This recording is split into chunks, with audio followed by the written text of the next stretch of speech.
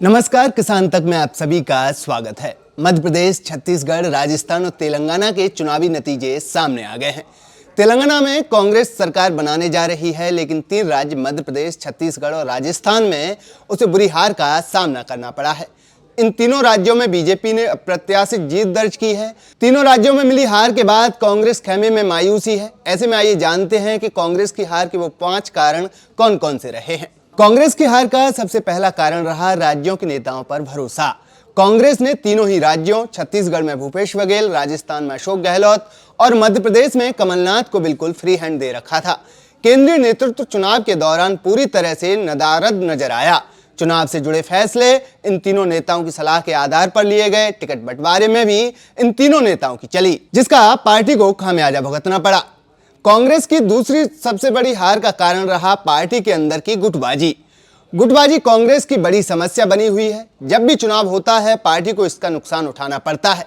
इस बार भी कुछ ऐसा ही हुआ। तीनों राज्यों में पार्टी के अंदर की गुटबाजी देखने को मिली। राजस्थान में अशोक गहलोत, सचिन पायलट के गुटों में तकरार पहले दिन से ही उजागर थी।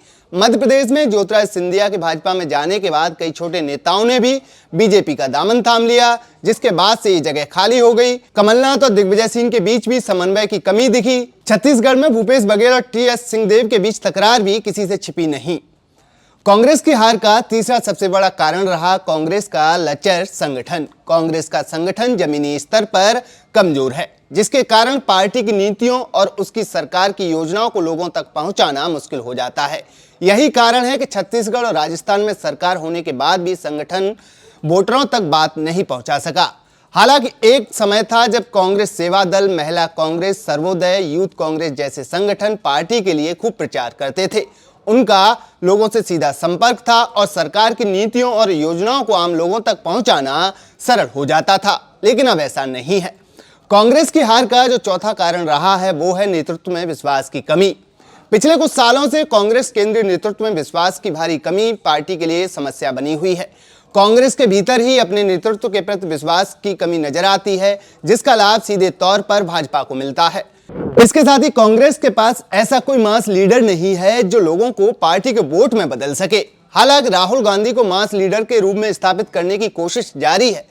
तीनों ही राज्यों में राहुल गांधी की भारत जोड़ो यात्रा में काफी भीड़ दिखाई दी थी, लेकिन वो वोट में तब्दील नहीं हुई, जबकि बीजेपी के पास मोदी जैसा एक बड़ा चेहरा है। कांग्रेस की हार का जो 5वां कारण रहा है, वो है कम्युनिकेशन की कमी। कांग्रेस का कम्युनिकेशन कमजोर दिखाई देता है। कांग्रेस पार्टी ने चुनाव में बड़े बड़े वादे किए थे, लेकिन उसे लोगों तक पहुंचाने में सफल नहीं हुई।